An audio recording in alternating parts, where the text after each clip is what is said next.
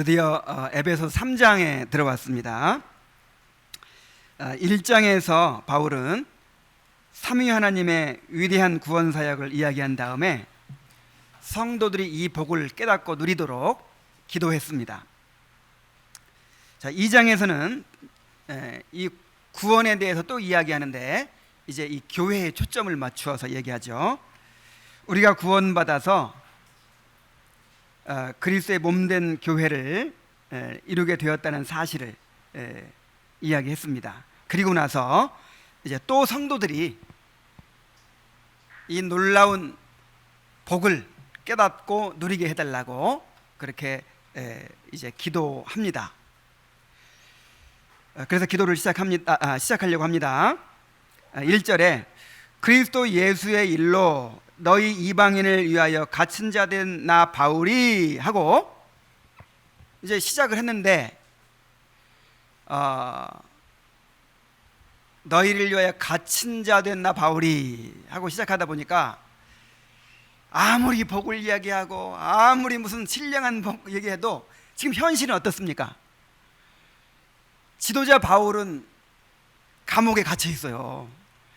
그리고 에베소 교회 성도들은 다 노예들이고 가난한 사람들이고 그 다음에 고난받고 있어요. 그래서 위축되어 있고 또 두려워할 걸 생각해서 바울 사도가 갑자기 화제를 바꿉니다. 그것을 어떻게 알 수 있냐면 나 바울이 하고 주어가 있는데 수어가 없어요. 그 수어가 15절에 이제 연결이 돼요. 이제 내가 너희를 위하여 기도한다 이렇게 이제 나오는 것이죠. 그리고 2절부터 이제 이 13절까지는 이제 갑자기 화제를 바꾸어서 내가 이렇게 감옥에 갇힌 이유 때문에 절대로 실망할 거 없다, 절대로 위축될 거 없다. 왜냐하면 나는 하나님의 위대한 경륜에 따라서 그 계획대로 지금 내 감옥에 갇혀 있는 것이다. 그렇게 이제 그 하나님의 위대한 경륜에 대해서 그리고 그 경륜을 위한 그 바울이 가진 그 영광스러운 직분에 대해서 이제 이야기를 하는 거예요. 그러니까 2절부터 이 13절까지는 소위 이 삽입구라고 해요. 이제 화제를 바꾸는 거죠. 바울은 이런 식으로 자주 합니다. 이것도 성령의 물론 자기가 그렇게 생각나서 했겠지만 성령께서 주장하셔서 그렇게 하신 거예요. 그래서 우리는 이 3장 1절부터 13절까지를 통해서 우리에게 주신 하나님의 영원한 경륜에 대하여 알게 됩니다. 또한 하나님의 경륜을 이루기 위한 영광스러운 사명에 대하여 또 살펴볼 수 있고요.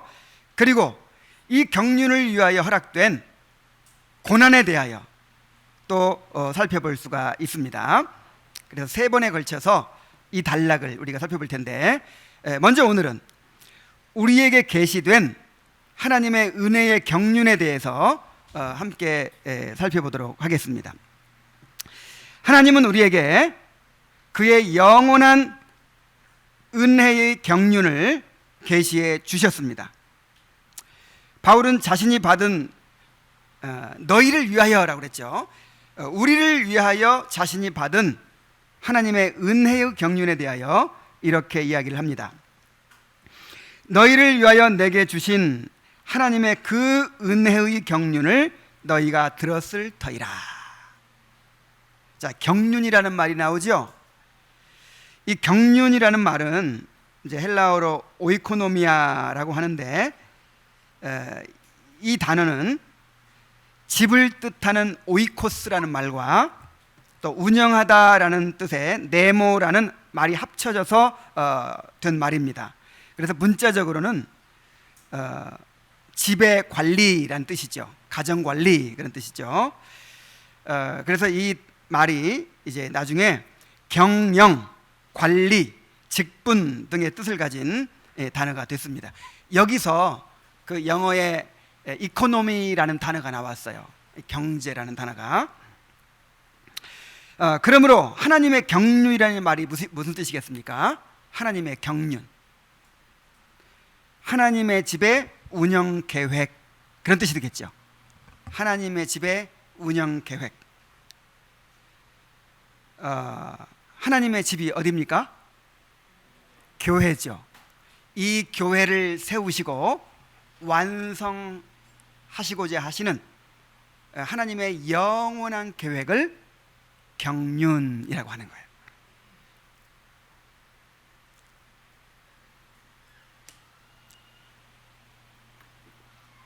제가 어렸을 때는 박정희 대통령이 이제 집권을 해가지고 경제개발 5개년 계획 뭐 이런 걸 세워가지고 이렇게 추진을 했어요. 그런 것처럼 이 하나님께도 영원 전부터 그런 경제개발 5개년 계획이 있었습니다. 이 교회를 향한 놀라운 비밀의 계획이 있었습니다.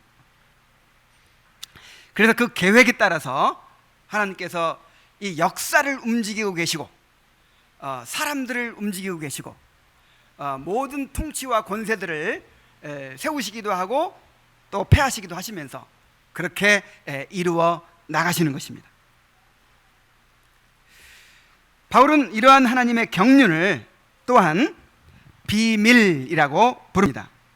3절부터 4절까지를 보면 곧 계시로 내게 비밀을 알게 하신 것은 내가 먼저 간단히 기록함과 같으니 그것을 읽으면 내가 그리스도의 비밀을 깨달은 것을 너희가 알 수 있으리라. 그래요. 이 하나님의 경륜은 또 어떻게 부른다고요? 그리스도의 비밀. 이 비밀, 이 미스테리온이라는 말은 여기서 또 영어의 미스테리라는 말이 나왔죠.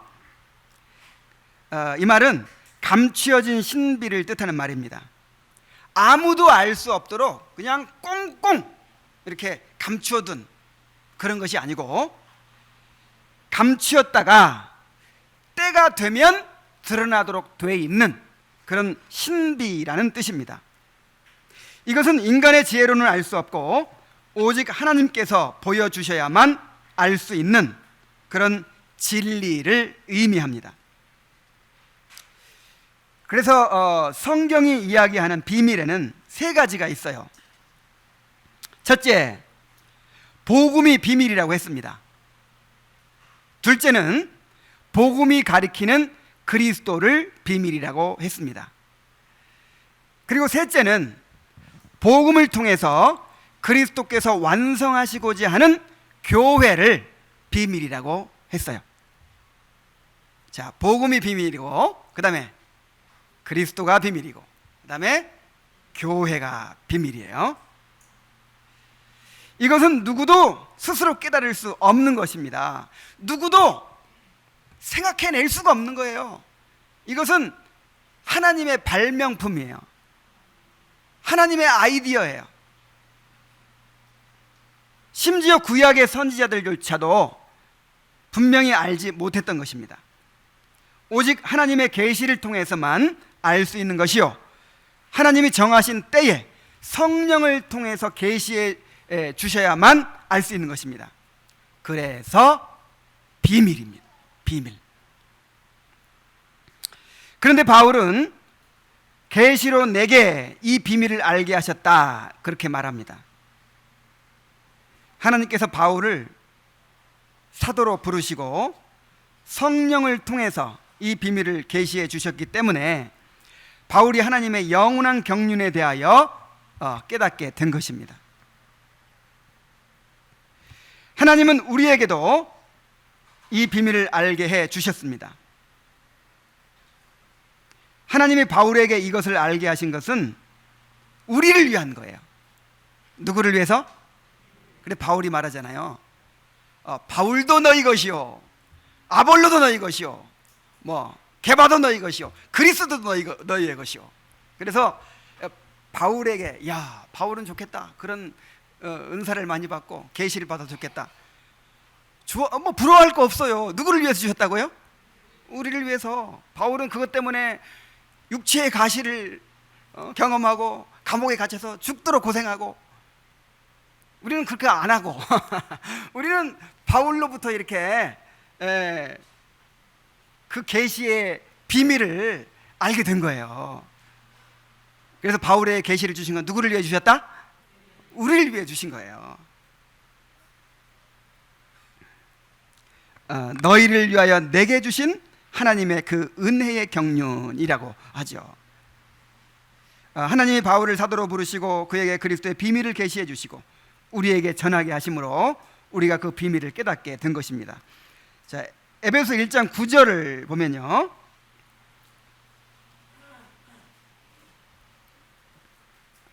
우리가 이미 살펴본 바대로 이렇게 말하고 있어요.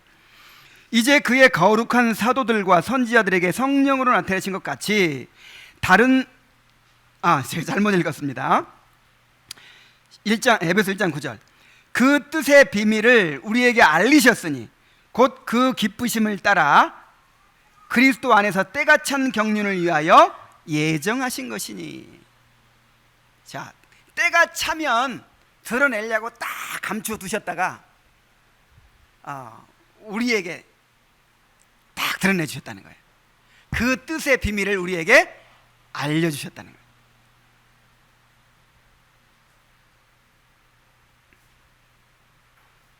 하나님은 이 비밀을 다른 세대에서는 알리지 않으셨습니다. 5절 봅니다. 3장 5절, 이제 그의 거룩한 사도들과 선지자들에게 성령으로 나타내신 것 같이 다른 세대에서는 사람의 아들들에게 알리지 아니하셨으니 그랬죠. 물론 이 말은 구약 시대에는 복음에 대하여, 그리스도에 대하여, 교회에 대하여 전혀 말씀하지 않으셨다, 그런 뜻은 아닙니다. 구약 시대에도 알리셨죠? 어떻게 알리셨어요? 모형과 그림자를 통해서 희미하게 알리셨어요. 그때는 확실하게 드러나질 않았어요. 예수님 직전에 왔던 마지막 선지자가 누구지요? 세례 요한이죠.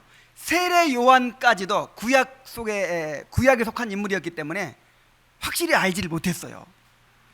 그래서 예수님은 세례 요한을 가리켜서 여자가 낳은 자 중에 요한보다 큰 자가 없다, 그렇게 하셨는데 뒤이어서 그러나 하나님의 나라에서는 극히 작은 자라도 그보다 크니라 그랬어요.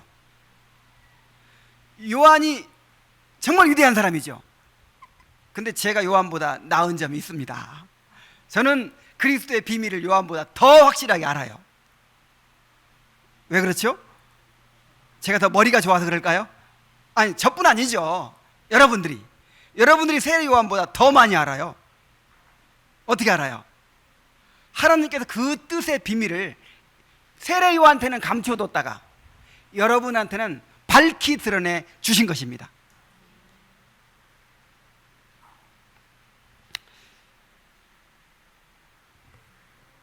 빛 대신 그리스도께서 오심으로 모든 것이 이제 대낮처럼 환하게 드러났습니다. 구약 성경에 기록된 모든 말씀들이 예수님을 통해서 다 실현된 거예요.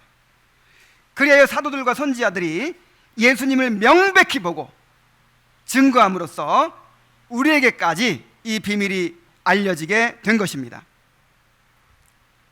그래서 이 복음을 계시하는 일은요, 복음을 계시하고 깨닫게 되는 일은 하나님의 경륜에 따라서, 하나님의 주권적인 계획에 따라서 이루어진다는 사실을 우리가 알 수 있어요. 하나님이 처음부터 드러내실 수 있죠. 아담에게 은혜 언약을 주셨을 때부터 이걸 밝히 드러내실 수 있죠. 그러나 그때는 밝히 드러내시지 않았습니다. 홍수 심판이 일어난 후에도 여전히 이것이 가리워져 있었어요. 그 후에 1600년이 흘러서 아브라함을 부르셨을 때까지도 마찬가지였어요. 아브라함 이후에 2000년이 흘러서 예수님이 오실 때까지도 여전히 감춰져 있는 거예요. 그런데 예수님이 오셔서 이 복음을 드러내셨고, 예수님이 승천하신 이후로는 이 복음이 온 세상에 밝히 선포되었습니다. 자, 그렇다고 해서 이 복음을 아무나 다 깨달을 수 있다는 것이 아니에요. 하나님께서 택한 자들만이, 하나님께서 부르신 자들만이 이 복음을 듣게 될 수 있고, 또 이 복음을 들은 자들 중에서도 이 내적인 부르심을 받은 자들만이 거듭나게 하시고 이 말씀을, 성령을 통해서 깨닫게 해주시는 자들만이 이것을 깨닫고 알 수가 있는 것입니다. 그러므로 우리가 얼마나 큰 특권을 받았는지를 알아야 돼요. 마태복음 13장 11절에 예수님께서 이렇게 말씀하셨습니다. 대답하여 가라사대 천국의 비밀을 아는 것이 너희에게는 허락되었으나 저희에게는 아니 되었나니 그랬어요. 자, 천국의 비밀을 아는 것이 우리에게 허락된 거예요. 그래서 우리가 복음을 듣게 된 것입니다. 그리고 그 복음을 깨닫게 된 것입니다. 하나님께서 허락해 주지 않으면 누구도 깨달을 수가 없는 거예요. 아니, 들을 수조차 없는 거예요. 또 마태복음 11장 25절부터 27절에 보면은 천지의 주제이신 아버지여, 이것을 지혜롭고 슬기 있는 자들에게는 숨기시고 어린아이들에게는 나타내심을 감사하나이다. 옳소이다. 이렇게 된 것이 아버지의 뜻이니이다. 내 아버지께서 모든 것을 내게 주셨으니 아버지 외에는 아들을 아는 자가 없고 아들과 또 아들의 소원대로 계시를 받는 자 외에는 아버지를 아는 자가 없느니라 그랬어요. 참 지혜롭고 슬기 있는 자들이 많죠. 우리가 지난번에 구속사 공부할 때 왜 하나님께서 그렇게 수천 년 지나서야 복음을 밝히 드러내셨는가 하는 것을 배웠죠. 인간의 지혜를 한번 해보라는 거예요. 그래서 모든 철학이 절정에 이르도록 발달했을 때 이 헬라의 철학이 최고조로 발달해가지고 그냥 길거리에 채 있는 사람들이 철학자들이었잖아요. 그렇게 해가지고 어디 한번 해봐라. 너희들의 힘으로 한번 해봐라. 한번 진리를 찾아봐라. 구원의 길을 찾아봐라. 그래 찾았어요? 못 찾았어요? 찾을 수가 없었어요. 그리고 세상의 권력으로 한번 이 땅에 너희들이 원하는 사회를 한번 이루어봐라 해가지고 바벨론, 메데파사, 헬라, 로마에 이르기까지 최고의 권세들을 허락해 주셨어요. 한번 너희들의 모든 힘과 모든 지혜와 모든 능력으로 한번 이루어봐라. 그런데 이루어졌습니까? 인간의 힘으로는 안 된다는 것이 명백히 드러나는 거예요. 인간의 지혜로는 할 수 없다는 것이 명백히 드러나는 거예요. 그래서 사람의 지혜로 하나님을 찾을 수 없기 때문에 전도에 미련한 것으로 사람들을 구원하시기로 작정하신 것입니다. 그래서 우리가 똑똑하고 잘나서 이 복음을 듣고 깨닫게 된 것이 아니에요.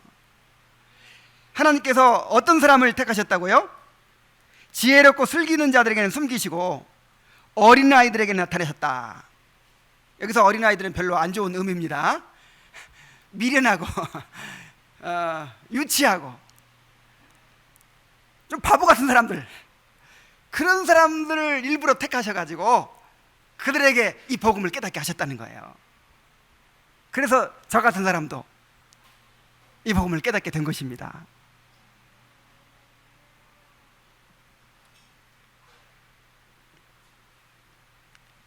역사 이래로 진리를 찾고자 모든 것을 바쳐서 노력한 사람들이 있었습니다. 그러나 그들의 지혜로 누구도 이 복음을 깨닫지 못했습니다. 심지어 기라성 같은 구약의 선지자와 의인들조차도 우리가 보고 듣는 것을 보지 못하였고 듣지 못했다고 그랬어요. 마태복음 13장 17절에 내가 진실로 너희에게 이르노니 많은 선지자와 의인이 너희 보는 것들을 보고자 하여도 보지 못하였고 너희 듣는 것들을 듣고자 하여도 듣지 못하였느니라. 그냥 멀리서 보고 환영하였다 그랬어요. 야, 정말 이 구약의 그 위대한 인물들, 야, 우리도 그때 태어났으면 기적을 직접 보고 더 잘 믿을 수 있었을 텐데 뭐 이렇게 부러워하는 사람들이 있는데 정말 어리석은 사람이에요. 우리는 그 사람들보다 훨씬 더 유리한 위치에 있어요. 그 사람들은 어떻게 했다고요? 약속의 성취를 경험하지 못했어요. 예수님 오시지도 않았잖아요. 그냥 멀리서 보고 희미하게, 그냥 희미하게 멀리서 보고 그것조차도 좋아가지고 그렇게 즐거워 환영했다는 거예요. 근데 우리는 어떻습니까? 우리는 그냥 밝히 드러내 주셨어요. 그 선지자들과 의인들이 보고자 해도 보지 못했던 것들을 그냥 외국 유학도 안 갔다 온 사람들이, IQ 3자리도 안 되는 사람들이 일부 되는 사람들한테 죄송합니다. 아니, 그런 사람들이 어떻게 이것을 깨달았단 말이에요. 참 은혜로다. 은혜. 그러므로 우리는 우리를 위해 선포된 복음의 말씀을 소중하게 여기고 감사함으로 받아야 됩니다. 여러분, 지금 우리가 이 복음이 선포되는 이 현장에 와 있다는 거, 그리고 지금 그 복음을 우리가 들을 수 있다는 거, 여러분 이거를 그냥 쉽게 생각해서는 안 돼요. 최고로 큰 복을 받은 것입니다. 말할 수 없는 큰 은혜를 받은 것입니다. 칼빈은 에베소서 설교를 통해서 이렇게 얘기를 했어요. 오늘 우리는 하나님께서 우리에게 가르침의 은사를 받은 자들을 일으켜 주실 때마다 그와 같은 일은 바로 그분께서 이미 우리를 불쌍히 여기셨으며 우리를 구원의 유오배로 부르시려 하신다는 사실을 알려주는 분명한 증거임을 깨달읍시다. 사도와 선지자와 복음 전하는 자와 목사와 교사를 교회에 주신 선물이라고 그랬죠. 최고 큰 선물 받은 거예요. 그래서 여러분 지금 그 선물을 누리는 것입니다. 그래서 이 복음을 들려주는 그 일꾼들을 우리에게 세워주시는 걸 볼 때마다, 그래서 이 말씀이 이렇게 선포될 때마다 어떻게 여기라고요? 주님이 우리를 긍휼히 여기셨구나, 우리를 불쌍히 여기셨구나, 천국의 유업을 우리에게 주시려고 하는구나, 그 증거라는 거예요. 지금 하나님께서 여러분의 긍휼과 자비를 베풀고 있는 증거가 지금 막 보여지고 있어요. 지금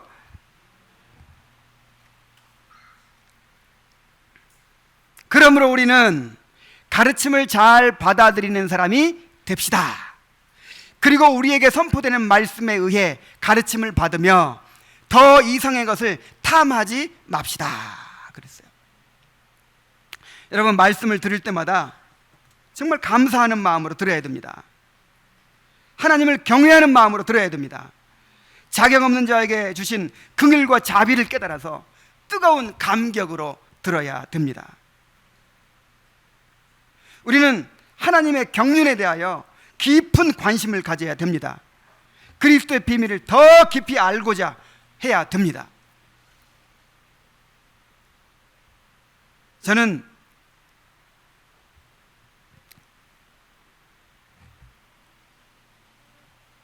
정말 이 말씀을 사모하는 성도들이 있다는 것에 대해서 얼마나 감사한지 몰라요.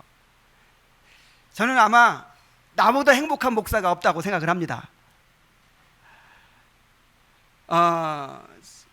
이 무더운 여름날 좀 쉬면 좋겠지요. 근데 왜 제가 못 쉬는 이유가 있어요. 이 수요일날 토요일날 나 신기해요. 막 그 더위에 막 와요. 여기까지 난 오라고도 안 하는데 와. 그래서 좀 쉬잖아요. 쉬면 아이고 이거 한번 이 수요 모임을 안 했더니 또 토요 모임을 걸렀더니 아이고 내가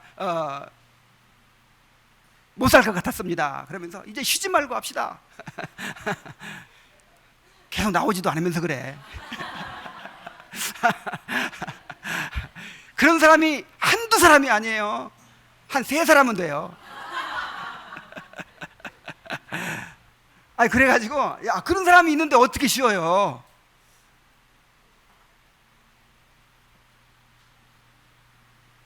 참.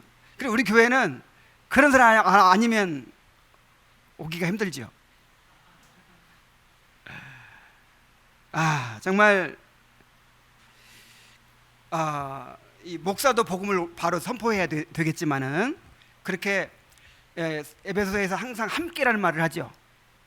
모든 성도와 함께 알아가는 거예요. 나 혼자서는 알아갈 수가 없는 거예요. 교회의 체리 가운데서, 성도의 교제 가운데서 하나님을 알아가는 것이지, 뭐 어디 좋은 세미나 참석하고 좋은 설교 듣고 책 읽고 그렇게 해서 하나님 알아가는 거 아니에요. 그래서 우리가 하나님 알아가려면 필수적으로 뭐가 필요할까요? 첫째는 목사가 필요하겠죠. 그 다음에 또 뭐가 필요할까요? 이 하나님을 알고자 하는 열망을 가진 성도들이 있어야 돼요. 그래서 다윗이 주는 나의 주님이시오니 주밖에는 나의 복이 없나이다 이렇게 고백하고 나서 두 번째로 뭐라고 그랬어요? 땅에 있는 성도는 존귀한 자들이니 나의 모든 즐거움이 그들에게 있도다 그랬잖아요. 여러분도 그렇습니까? 이야, 이렇게 저도 마찬가지예요. 저도 여러분의 여러분에게 엄청난 영향을 받습니다. 정말 제 아내도요 요즘 살맛이 안 난대요. 더워서 막. 그래서 아니 뭐 견딜만 한데 그랬다가 그냥 죽을 뻔했어요. 당신이 불을 켜봤냐, 빨래를 하고 에어컨 밑에서 맨날 공부만 하고 책만 읽으면서 아이고 그래가지고 뭐 막 살맛이 안 나요. 오로지 이 말씀 듣는 거 요거 한 가지 낙으로 산대요. 그러니 어떻게 쉽니까? 그래서 전에는 그렇게 안 했어요. 저도 좀 놀아가면서 했어요. 근데 그냥 날이면 날마다 성경 공부하고 책 읽고 말씀 준비하는 것이 저의 낙이 됐습니다. 이렇게 좋은 성도들과 함께 우리가 하나님 알아갈 수 있다는 게 얼마나 큰 축복이에요.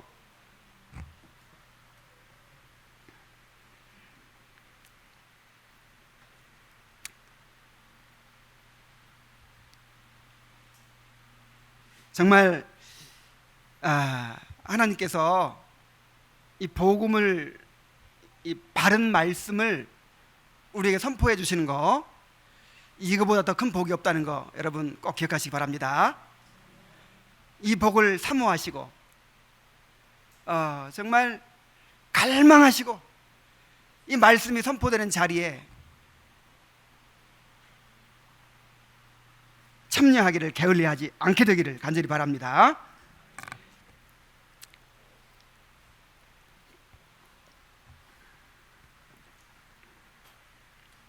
자, 그리고 그 영원부터 하나님 속에 감추었던 비밀의 경륜이 바로 교회를 세우시고 완성하시는 것이었다는 사실을 우리가 기억을 해야 됩니다. 바울은 하나님의 경륜의 내용을 이렇게 이야기합니다. 6절 말씀 봅니다. 6절 말씀. 이는 이방인들이 복음으로 말미암아 그리스도 예수 안에서 함께 상속자가 되고 함께 지체가 되고 함께 약속에 참여하는 자가 됨이라 그랬어요. 자, 함께 상속자가 되었다는 것은 유대인과 이방인이, 자, 그리고 우리들이 전혀 상관도 없던 사람들이, 얼마 전까지만 해도 알지도 못했죠. 전혀 안면도 없던 사람들이 어떻게 했다고요?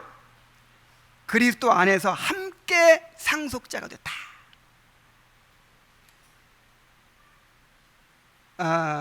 그리스도 안에서 똑같이 함께,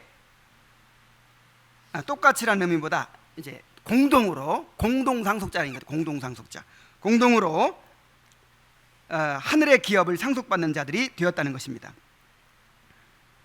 자, 베드로전서 3장 7절에 보면은 남편들에게 이렇게 권면합니다. 아내를 사랑하라고 하면서 생명의 은혜를 함께 이어받을 자로 알아 귀히 여기라 그랬어요. 여러분, 아내를 왜 사랑해야 되죠? 아내가 왜 귀한 존재죠? 하나님의 유업을 함께 받을 공동상속자예요. 자, 아시겠습니까? 그래서 귀한 것입니다. 나중에 천국 가서까지 함께, 부부관계는 끝났지만 부부관계보다 더 가까운, 이제 정말 한 몸을 이루어서 공동 상속할 것이기 때문에 아내가 귀한 거라 이 말이에요. 같은 이치로 우리 성도들이 왜 그렇게 소중합니까? 왜 그렇게 귀합니까? 하나님의 유업을 공동으로 함께 상속받을 자들이기 때문에 그렇습니다. 다시 말하면 우리의 관계가 어디까지 이어진다는 거예요? 천국에까지 영원히 이어진다는 거예요. 그래서 우리가 서로 정말 귀중하게 여겨야 되는 거예요. 정말 귀중하게 여기고 사랑해야 되는 것입니다. 우리 가운데 가장 작은 자라도 함께 이 천국을 함께 상속하는 거예요. 함께. 너는 전도도 못했으니까, 헌금도 조금 냈으니까 안 돼. 이게 아니에요. 아무리 연약하게 보이고 초라하게 보여도 우리가 다 같이 한 몫을 차지하고 있는 거예요. 또 함께 지체가 되었다는 것은 우리가 서로 연합하여 그리스도 안에서 한 몸을 이루게 되었다는 뜻입니다. 고린도전서 12장 13절에 우리가 유대인이나 헬라인이나 종이나 자유인이나 다 한 성령으로 세례를 받아 한 몸이 되었고 또 한 성령을 마시게 하셨느니라 그랬죠. 머리 대신 그리스도와 연합하고 서로 지체로 연합해서 하나의 유기체가 된 거예요. 생명체. 그러니까 우리가 이게 성령의 역사죠. 성령의 다 한 성령을 마셨다 그랬죠. 이 성령을 생수로도 비유했죠. 생수를 마시듯이 한 성령을 마셨어요. 그래서 한 성령 안에서 한 몸이 됐어요. 서로 지체가 됐어요. 이제 서로 영향을 줍니다. 그래서 한 지체가 고통받으면 나도 고통받는 그런 존재가 됐어요. 한 지체가 영광을 받으면 나도 영광을 받는. 그래서 한 지체가 크게 어떤 유익을 얻었어요. 그러면 누구한테까지 와요? 한 몸이니까 나한테까지 와요. 이런 관계가 됐어요. 이런 관계가 하나의 생명체입니다. 이것은 성령의 역사를 통해서 이루어진 신비한 연합입니다. 그래서 우리가 성령 안에서 한 몸이 되었음을 믿고 한 몸으로 살아가기를 힘써야 되는 거예요. 한 몸됨을 끊임없이 나타내야 되는 거예요. 자, 세 번째로는 함께 약속에 참여하는 자가 되었다 그랬습니다. 자, 약속에 참여하는 것도 어떻게? 함께. 약속의 언약들에 대하여는 외인이었던 우리가 함께 아브라함의 자손이 되어서 하나님이 주신 언약을 소유한 자들이 되었다는 것입니다. 이 약속으로 말미암아 우리는 장차 부활하여 천국의 영원한 영광을 누릴 소망을 가지게 된 것입니다. 자, 그런데 바울은 의도적으로 함께라는 말을 몇 번? 3번이나 반복해요. 이 짧은 한 구절에 우리가 2장에서 에베소 2장 5절 6절에서는 거기서도 함께라는 말이 3번이나 반복됐었어요. 그리스도와 함께 살리심을 받았고 함께 일으키심을 받고 함께 하늘에 안침받았다 그랬죠. 이번에는 누구와 함께해요? 다른 성도들과 함께 상속자가 되고 함께 지체가 되고 함께 또 뭐지? 함께 약속에 참여하는 자가 된 것입니다.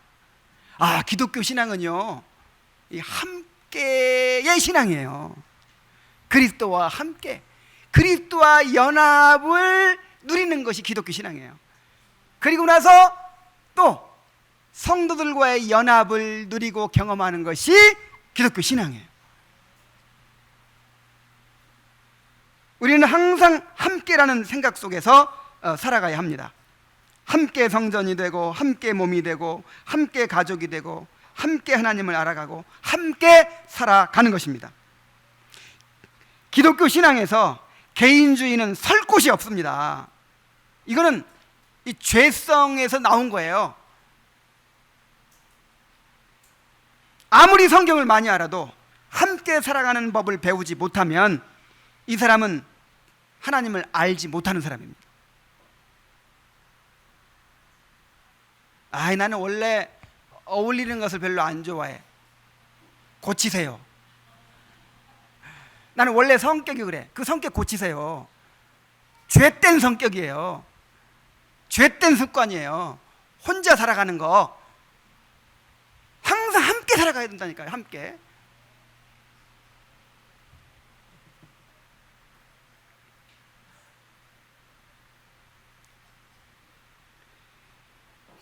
우리가 하나님의 경륜을 생각할 때 이 교회가 얼마나 놀라운 존재인지를 깨달아야 합니다.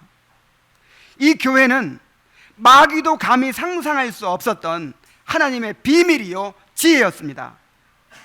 마귀는 하나님의 계획을 망치려고, 하나님을 대적하려고, 하나님께서 창조하신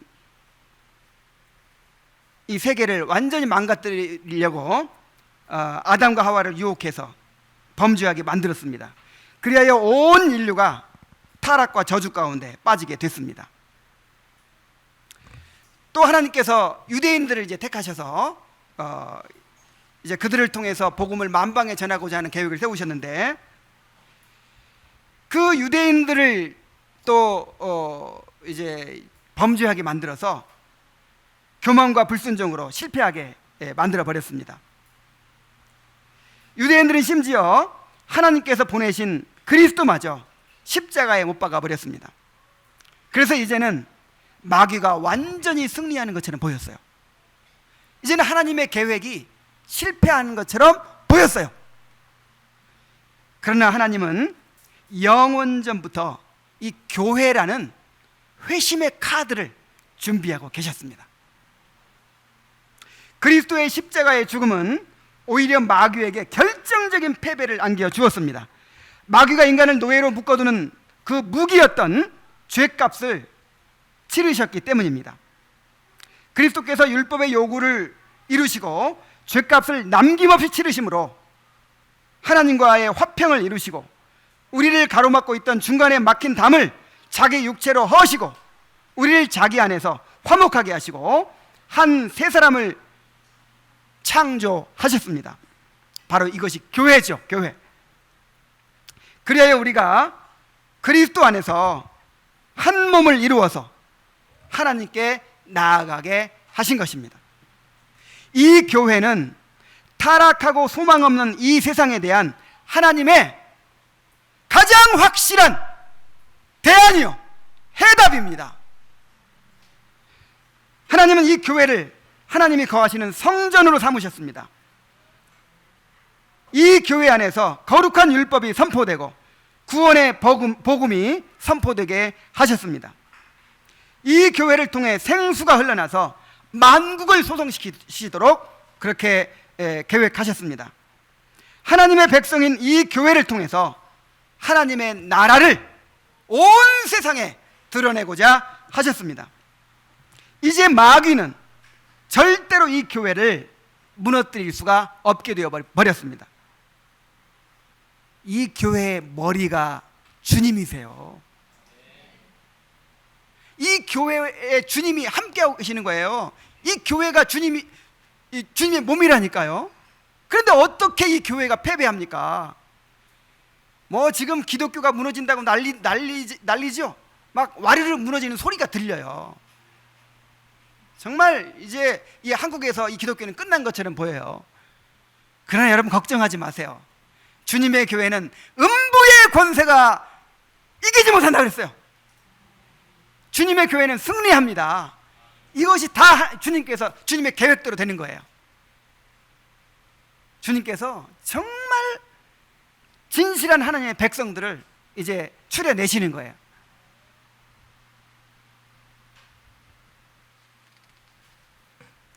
그리스도가 이 교회를 완성해 가고 계십니다. 그리스도는 하나님 보좌 우편에서 이 교회를 위해 세상을 통치하고 계십니다. 그리스도는 이 교회의 머리가 되셔서 친히 이 교회를 다스리고 계십니다.